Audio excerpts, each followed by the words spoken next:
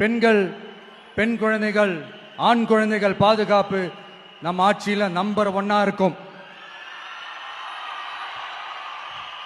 சட்டம் ஒழுங்கு ரொம்ப ரொம்ப ஸ்ட்ரிக்டா இருக்கும். அரசு பள்ளிக்கூடங்களும் கல்லூரிகளும் முதல் தரமா இருக்கும்.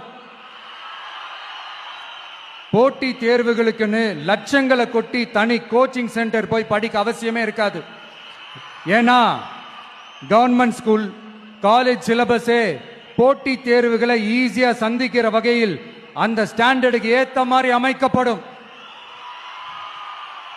உயர்நிலை பள்ளி பாடத்திட்டங்களிலேயே அடிப்படை அரசியல் சாசன சட்டம் சேர்க்கப்படும்.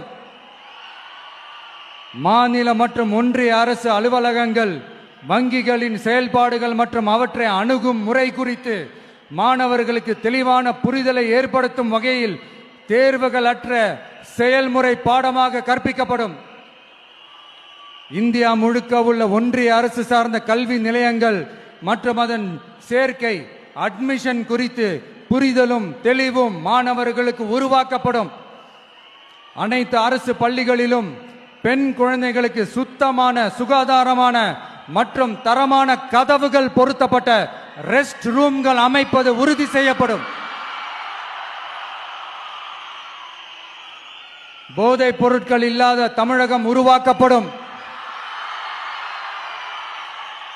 மாவட்ட கலெக்டர்கள் மற்றும் எஸ்பிக்களில் சரி பாதி பெண்களாக இருக்கும்படி செய்வோம்.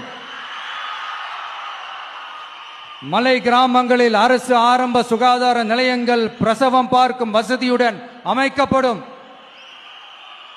பஸ் போக்குவரத்து இல்லாத கிராமங்கள் மற்றும் மலை கிராமங்களே இல்லை என்ற நிலை உருவாக்கப்படும். ஏற்கனவே அமைப்பு சாரா தொழிலாளர்கள் அமைப்பு இருந்தாலும் ஆட்டோ, டாக்ஸி மற்றும் லாரி டிரைவர்களுக்கென அவர்களின் நலன்களுக்காகவும் குடும்ப நலன்களுக்காகவும் தனியாக நல வாரியம் அமைக்கப்படும்.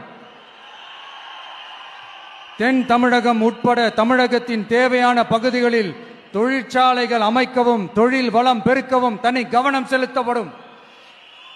விவசாயிகள், மீனவர்கள் மற்றும் நெசவாளர்களின் கருத்துக்களை அறிந்து அவர்களுக்கான திட்டங்கள் காலத்தின் தேவைக்கேற்ப உருவாக்கப்படும்.